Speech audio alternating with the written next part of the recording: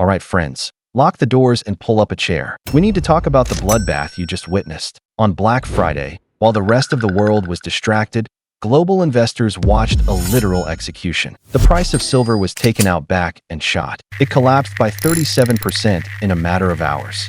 Gold, copper, platinum, anything with an atomic weight went into freefall. The amateurs are asking if the employment numbers were too good. They're asking if peace broke out in the Middle East. They are completely missing the point. The butterfly that caused this hurricane didn't come from a data release. It came from Mar-a-Lago. Donald Trump has officially nominated Kevin Warsh as the next chairman of the Federal Reserve. Memorize that name, Kevin Warsh. For the next 4 years, he is the judge, jury, and executioner of your asset portfolio. Why did a single name crash the market? Because Wall Street knows exactly who this guy is. Warsh isn't another Jerome Powell. He isn't a bureaucrat who bends the knee to the stock market. He is a fundamentalist. He is a hard money ideologue whose core philosophy can be summed up in one sentence. The money printer is not the solution. The money printer is the problem. When you hand the keys of the global reserve currency to a man who wants to smash the printing press, every asset bubble built on cheap liquidity, from $2,600 gold to $100,000 Bitcoin, instantly loses its gravity. This wasn't a technical correction.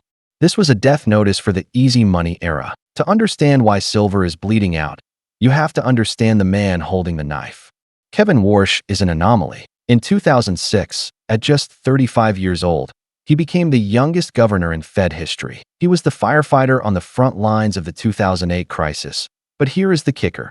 He was also the loudest opponent of quantitative easing. In the Fed's secret transcripts, Warsh repeatedly warned that we were using today's printing press to destroy tomorrow's purchasing power. He believes the central bank's only job is to defend the currency, not to pump the S&P 500. For 15 years, guys like Warsh were laughed out of the room. But now, Trump has dragged him back to center stage. Why? Because Trump 2.0 isn't about the stock market. It's about the real economy. Trump knows that financial engineering doesn't build factories. He knows that to bring industrial power back to America, he has to kill the financial parasite that is sucking the life out of the dollar. Warsh is the weapon he chose to do it. Warsh has already signaled his intent. He said the Fed shouldn't care about short-term data. Translate that into plain English. To kill inflation, I don't care if the stock market crashes, and I don't care if commodities bleed. This is a pivot from financial capitalism to industrial capitalism. And in that transition, the paper assets built on liquidity narratives are going to be slaughtered. Now, let's look at why silver took the first bullet. Silver is the most liquidity-sensitive asset on the planet. It doesn't have the central bank backing of gold, and it doesn't have the pure industrial respect of copper. For 2 years, the silver bull market was kept alive by one thing: the hope that the Fed would pivot and start printing again. Kevin Warsh just walked into the room and unplugged the life support. The hope for a pivot is dead. Instead of rate cuts, we are looking at aggressive quantitative tightening. For a leveraged speculative asset like silver, this is like sucking the oxygen out of the room. Even worse, Warsh wants a strong dollar. If the dollar gets stronger, holding silver isn't just pointless, it's expensive. You pay storage fees on silver. You earn interest on dollars. The cost of carry just flipped, and that triggered the panic selling that wiped out a year's worth of gains in an afternoon. But the silver crash is just the appetizer. The main course is the $38 trillion monster known as the U.S. Treasury market. Warsh is the sworn enemy of QE. His first move won't be to cut rates. It will be to dump the Fed's balance sheet back onto the market. He wants to sell trillions in bonds. But here is the nightmare scenario. Who buys them? China is selling. Japan is selling. And now the Fed is selling. The supply-demand balance is about to shatter. Bond yields could spike to 5, 6, maybe 7% overnight. This creates a paradox that could bankrupt the American government. The U.S. is already paying over $1 trillion a year in interest. If Warsh lets rates spike, the Treasury becomes insolvent. He wants to save the dollar, but he might kill the government to do it. This is the century war between the Treasury and the Fed. Trump's Treasury Secretary, Scott Bessent, wants to lower the deficit. Kevin Warsh wants to stop the printing. These two forces are going to collide, and the collateral damage will be your portfolio. We are watching a liquidity freeze that crosses borders. Look at Japan. If Warsh pushes U.S. yields up, the yen crashes. Japan has to sell U.S.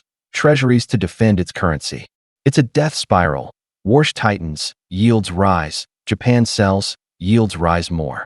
Who catches the falling knife? The U.S. Banks are already choking on commercial real estate bad debt.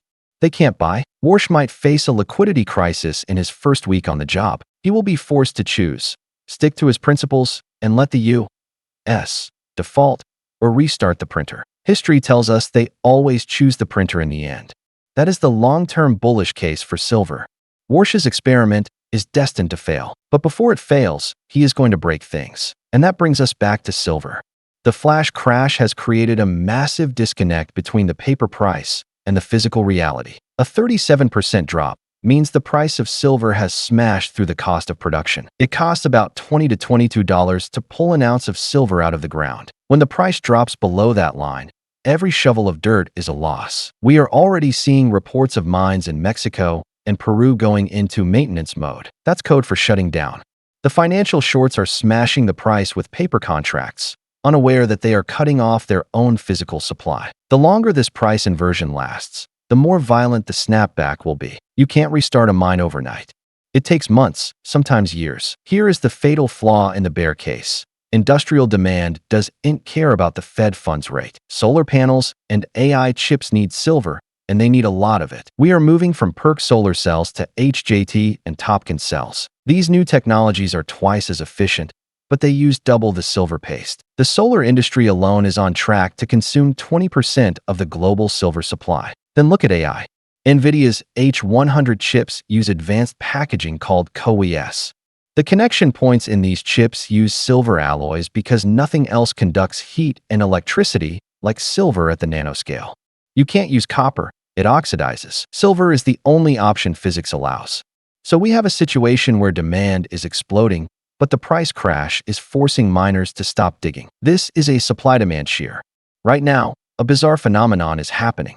On the trading screens, silver is crashing, but in the physical market, it's a ghost town. Chinese solar giants like Tongwei and Longi are trying to sweep up physical inventory at these low prices, but they can't find the metal. The warehouses in Shanghai and London are being drained. The paper shorts are pricing liquidity. The industrial longs are pricing scarcity. Eventually, the physical reality always wins. When the vaults are empty, the paper price will be ripped upward by industrial panic buying. This won't be a rally. It will be a short squeeze of biblical proportions. So, the million-dollar question, it's down 37%. Do you buy the dip? My advice is direct. Keep your hands in your pockets. Don't catch a falling knife. Silver is like a cleaver falling from a 10-story building. It's cheap, but it hasn't hit the concrete yet. Warsh's hard money logic is still fermenting. The dollar is still sucking liquidity. If you rush in now with leverage, you will die in the last mile before dawn. The real starting gun isn't on the chart, it's in the Senate. Warsh's confirmation isn't a done deal. The Senate Banking Committee is razor thin. If a few MAGA populists or Democrats vote no, Warsh is out. That is your right side signal. If Warsh gets rejected, the Terminator is dead and the party restarts. Silver will slingshot back to the highs instantly. But if he gets confirmed, then we enter the left side ambush scenario. You watch the $22 level, the global cost of production. When the price hits that line and physical premiums start skyrocketing, you buy. And you don't buy paper, you buy physical. You buy the industrial default. In the era of Kevin Warsh, you have to invert your logic. Stay away from paper promises. Hug hard assets. If you are holding paper long positions, cut your losses, because Warsh is going to squeeze the speculative froth out of the market until it S-bone dry. But if you hold physical silver or shares in a miner with good cash flow, hold the line. Because Warsh's strong dollar and reindustrialization policy leads to one inevitable outcome. American factories will run at full capacity, and demand for raw materials will explode. But the financial crush will have destroyed the supply. That gap is where your wealth is made. You will see a spectacle. The futures price will be bleeding red, but your silver bars will be selling for a 40% premium on the black market. Zooming out, this is a polarity shift for the human economy. The last 15 years were the golden age of financial capital. If you could tell a story, if you could engineer a stock buyback, you won. We saw profitless tech stocks fly and crypto go to the moon. But the next 10 years are the renaissance of industrial capital. Under Warsh, money will be expensive. The zombies burning cash will die. The companies with real cash flow, real assets, and real products will become the new kings. The winner isn't NVIDIA anymore. It's Caterpillar, It's Freeport McMoran, it's Exxon. They aren't sexy, but in a world of 5% interest rates, survival is the new sexy. So don't let the crash scare you. This is a necessary surgery. Warsh is scraping the poison off the bone. He is killing the financial parasites attached to the real economy. It's going to hurt. It's going to bleed. But what remains will be a world that runs on the laws of physics, not the speed of a printer. Winter is a killer, but it is also a filter. This monetary winter will freeze the speculators and the debt junkies. But it cannot freeze the veins of silver deep underground. It cannot freeze the factories that need that silver to build the future. For us, the strategy is simple. Don't bet on the bounce, bet on the winter. Put on your coat of hard assets, hide in the house of cash flow, and wait. Wait for the fake prosperity to blow away, and for the real value to sprout from the ruins. This 37% crash isn't the end. It's the first loud crack of the old order collapsing. The kings of the news cycle are waiting just beneath the rubble. I've compiled a 2026 liquidity war map to help you navigate these choke points. It's in the comments.